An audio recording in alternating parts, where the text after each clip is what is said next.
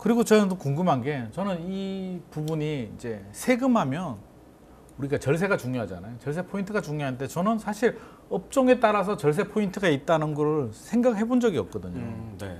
아니 똑같은 업종이면 세금도 똑같은 거 아니야? 우리 직장인들도 세금이 거의 비슷한데 이 업종에 따라서 세금 절세 포인트가 다르다는 점은 굉장히 좀 생소하기도 하고 네. 궁금하기도 한데요. 네. 어떤 부분이 이렇게 절세 포인트가 다른 부분인가요? 이거는 바로 저희가 조특법에서 얘기하는 창업 감면 규정 때문에 그렇습니다.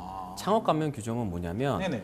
청년이나 아니면 일반 사람이 창업을 했을 경우에 5년 동안 소득세를 50% 혹은 청년인 경우고 지방에서 창업할 경우에는 100%를 와. 감면해주는 규정이 있습니다. 감면을 받는다고요? 네, 이게 세금의 50%를 깎아주고 세금의 100%를 면제해준다라고 하는 건 정말 큰 혜택이 있는 규정입니다. 그럼요. 네, 저 같은 경우에는 실제로 저희 거래처 분 중에 해당하는 업종 요건과 지역 요건을 맞춰서 네.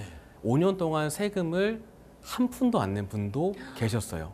부럽네요. 네, 그래서 이분 같은 경우에는 네. 결국에는 해당하는 업종 요건을 굉장히 잘 지키셨고 이분 같은 경우는 그 업종을 하셨었거든요. 그 이제 배달 라이더 분들의 그 회사. 네네. 네, 그 업종을 하셨을 때 그런 이제 해당이 것도 됐었고. 감면 혜택을 주는 거예요? 네, 음식점 같은 경우에도 감면 혜택이 있고 또 여기서 가장 중요하게 보셔야 되는 건 지역에 대한 요건입니다.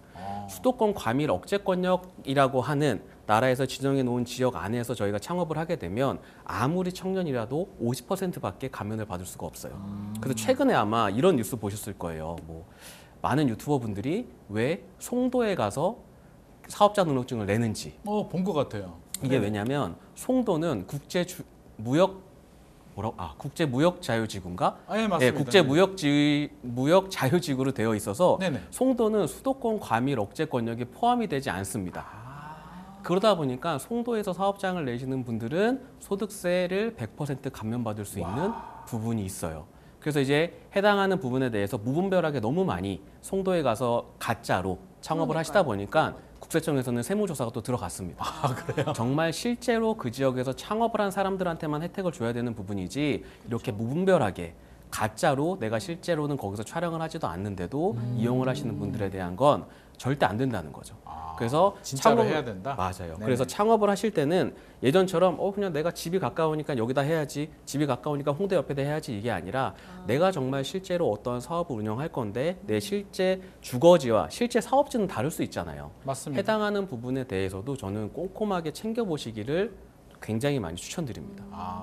이게 그래서 송도에 많이 진출을 하시네요. 네, 맞아요. 제가 그걸 몰랐군요. 저도 몰랐어요. 그리고 저는 또 궁금한 게 아까 앞서서 이제 청년이라고 하셨는데 이 네. 청년 기준이 저는 해당이 안 될 것 같긴 한데 네, 이게 청년은 청년이 몇 군대를 살까지? 갔다 온 남자 기준으로 39살.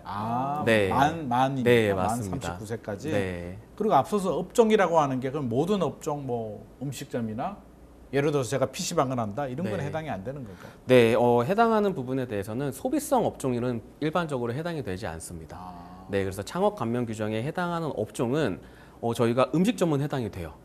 그렇군요. 네, 반면에 카페는 해당이 안 돼요. 카페는 또 안 되고. 네, 그래서 이게 모호하네요. 중소기업 저희 그 통계청에서 나오는 중소기업을 분류해놓은 분류표에 자세하게 또 나와 있습니다. 그래서 해당하는 부분에 대해서 내가 실제 앞으로 하고자 하는 업종과 내가 이 업종으로 했을 때 정말 이게 감면 혜택을 받을 수 있는지에 대한 부분을 꼭 주의 깊게 생각을 하셔야 되고 간혹 이러한 경우도 있어요. 창업을 네.